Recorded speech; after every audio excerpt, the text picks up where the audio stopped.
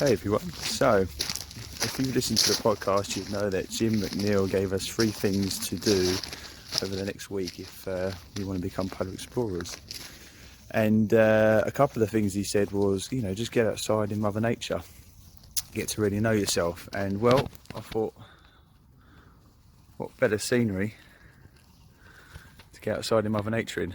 So tonight I'm going to set up camp. The reason I left it so late, getting dark now, having been to the Arctic, I know that it's dark quite a lot of the time, so I'm just trying to emulate that basically. I'm just trying to put myself in that scenario of setting up camp in the dark under torches, getting set up quick before it gets too cold. So let me get set up and I'll do some more recordings. So the tent's up. What palaver that was. Unnecessary palaver. Another one of Jim's anecdotes or 3 things that he said to do to become a successful polar explorer was to be truthful with yourself, and I absolutely have been true for myself tonight, seeing my own true colours. I mean, I see a bit of snow, running out of the house, right, let's get out of there quickly. Had all these wonderful ideas, I brought my GoPro, brought my recording equipment. I thought, brilliant, I'll get out there, I record putting the tent up, this is how we do it in the ice, blah blah blah, make a really good story out of it. And got here and forgot the memory card, so couldn't do that. The tent, didn't check it before I left.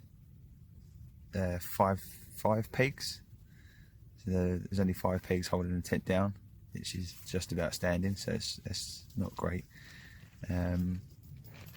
Yeah, one of the poles was broken, just really basic stuff, really basic things that have been taught time and time again by Jim over the years through fire brigade and polar exploring. Always check your gear first, make sure everything's right, check and double check, and make sure you know how to use it, make sure you know it works. And today I think I let my ego get in the way.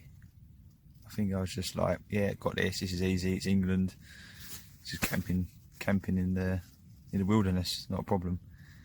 And yeah, so being true for myself, I've been a dick, and yeah, so next time I do anything like this in any country, make sure all the gear is right, and you won't go wrong, hopefully. Anyway, so we got here, pouring down with snow, wind was actually blowing, got a tent up, had some food, and here I am. Oh yeah, another thing, tip for the Arctic. So in the Arctic generally you're moving around all day, so you're nice and warm, and then when you stop for making camp, you get cold quickly. So what you got to do when you stop is get down into your downs, or put your downs on, sorry. Downs are big, fluffy, really warm clothes. Now this is England, it is only like -1 or 2, so what I did stop and do is put on my, I don't know if you can see, let's try and turn it around. Oh, can't, there you go. Anyway, so this isn't downs, this is just an outer layer. There are my boots there. This is just an outer layer that I wear for skiing. It's warm, but it's a lot thinner than the down stuff, and generally I'd ski in this, walking, then stop, putting the tent up, I'd be putting my downs on, but because it's England, this is really warm, plenty good enough for today. Have got the boots on though. Those are the boots that are tested down to -100, not that you'd ever want to be in that sort of temperature, but they're really good boots, and my feet are really warm.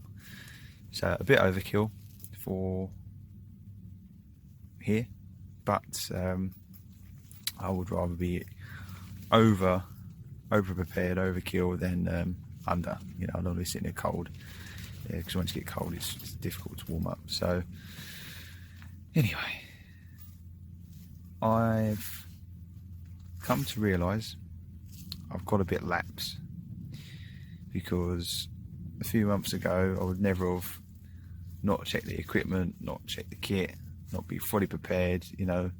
Just like Jim, I run scenarios through my head all the time, and today with this, didn't run a scenario. I was so laid back and just, maybe thought I was better than it, you know. Like, ego got in the way. I was just like, doesn't need thinking about. It's just camping, wilderness, England, not that cold, fine. But everything needs planning. Everything needs meticulously planning, and it showed today. So thanks, Jim, for getting us to go in the wilderness for once, because it's great. Alone with your thoughts, you cut out all the noise, and then the real stuff happens in your head that you maybe try to avoid with the noise normally. But anyway, that's really good. Get out in wilderness, be truthful to yourself, and you know, I could have easily come on this video and gone, oh yeah, it's brilliant, you know, rocked up, put tent up in 5 minutes, stove was running, food, you know, everything's great. But it absolutely wasn't. It was a palaver. 5 pegs, didn't set the tent up properly to start off with, was flapping around everywhere. I say because I didn't have the tent pegs, but really it was me. Yeah, so it wasn't a great start. Yes, we barely got a roof over our heads, but at the end of the day, that was an Arctic environment. It took way too long. So yeah, I'm happy so far with this week. We're only on day 1 so far, but I'm happy with what Jim's given us, and I'm starting to implement it, and I'm glad that it's happened, because this is probably happening in other areas of my life, you know, just being a bit blasé of things and not really planning things out. So I'm glad I've done it like this. It's a real eye-opener, and yeah, I'm not going to let it happen again, well, not for a long time anyway. So yeah, implore you guys, get outside, sit in Mother Nature, go for a walk, maybe camp on a frozen day if you like, and yeah, be truthful with yourself. Definitely another key thing I found is working. Yeah, always worked. Anyway, blabbering on now. So I'm gonna get my head down and get through the night, and I'll get gone in the morning. So yep, day 1 nearly done, but lessons learned. Not gonna make these mistakes again, that's for sure. And implore you guys to do the same. See you later. So, not that you want to know, but just got up to go to the toilet, and wow, the moon is shining, the stars are out. I can hear fish jumping out the water or swimming around in the lakes, and wildlife just, you know, buzzing everywhere, and that is it. There's no interruptions from anything else. It's just phenomenal. And yeah, you know what Jim says, sorry, about just getting out there in the wilderness and just embracing it and just doing it. And yeah, at the time I thought, yeah, that, you know, that's a good idea, but yeah, the more I reflect on it and the more I'm actually out here doing it, it's just them words, very, very powerful, very struck home with me for sure. And it's only day 1 still, so yeah, who knows what's going to happen after a week of being true to myself, just doing it rather than talking about doing it, and just being accountable. You know, some of the things that Jim said that you need to do to become a polar explorer, and do you know what? I don't think it just stops there.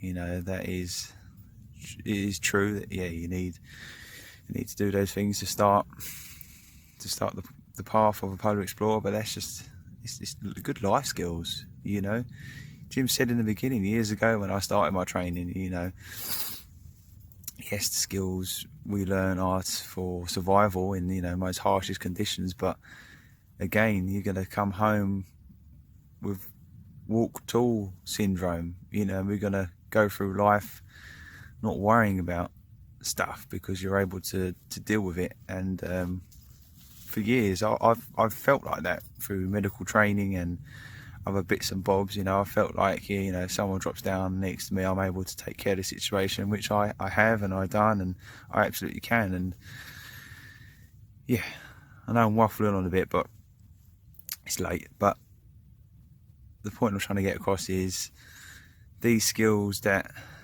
I'm learning now and that you could be learning are life skills, and not just for traversing the poles, which is quite extreme, but yeah, these simple tasks I'm doing now are having tremendous effects, and I feel like they're gonna ripple out into all parts of my life. So I suggest, or I implore, that you do the same. Get out there, don't talk about doing it, just do it. Immerse yourself in Mother Nature because it feels good, and be true to yourself. So go to sleep now, and I shall catch up with you soon. So 5 o'clock in the morning, time to get up. It's my normal time I get up anyway. I'm going to pack the tent up and get my arse out of here. It's about -3, 5 at the moment, and I can never tell that because I am toasty in my Arctic sleeping bag. So it's going to be difficult getting out of it, but I'm going to get out of this into my salopettes and skiing jacket. So they're equally going to be toasty in that. Enjoyed it, it's been a good night. Quite windy, so a few noises kept me awake every now and then, but you know, something I've got to get used to. Yeah, enjoyed it. Thoughts to myself. Got a bit of a game plan for today, tomorrow, next week, next month. So time to sit there and think about what I really want to do, what I need to do, what's most important. Got to really know myself that I've got a bit lapse lately, especially with like checking equipment, really simple things that if this was a real, you know, expedition, then really could bugger me up. So I'm a bit disappointed in myself that I've got a bit lapse, and yeah, anyway, so won't be doing it again. Glad that I've done it here in training rather than in real life, out in the ice. So yeah, glad that I got to know myself a bit more. Found a few faults, going to fix those, and enjoyed it. It's been a good night, educational. So I implore you to do it. Get yourself out there into the world life, get to know yourself, and have a good experience. So I'm going to get packed up now, and I'll see you later. Right. So this is my home for the night, and this is how you sleep in the Arctic. So in that bag at the back there are spare clothes. That's my pillow. These are the sleeping bags we use. Really cosy. Get yourself in there, wrap yourself up, close yourself in, just give yourself a little hole so you can breathe out of. And then we sleep on roll mats, because sleeping on the ice or sleeping on snow, I think it makes you about 1 or 2 degrees colder than just getting off the floor and using these things. So yeah, this is home for the night. It's going to be really cosy in this. It's cozy. It's cozy at -30, so it's going to be cozy at -2. But anyway, that's home for the night. Hey, so just loaded the car up now. I just wanted to point out a few things. That yes, last start was really cool. Boom boom. And I'm imploring you to go out and do the same. Get out into the wilderness, but you know, don't go out to the extremities that I did last night. I mean, it was -5, and not everyone's equipped for that. I'm fortunate enough that all the gear I've got on is all Arctic gear, and it's been tried and tested.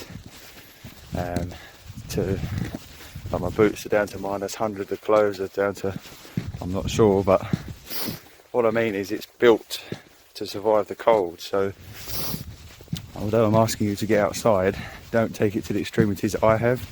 It's only because I've done it only because of my training. You know, I've been extensively trained in Arctic survival. Last night, you know, my training kicked in, put the right clothes on, systematically done what I needed to do to keep warm, put the tent up and keep myself fed and watered. So just be careful, and don't go to extremities I did,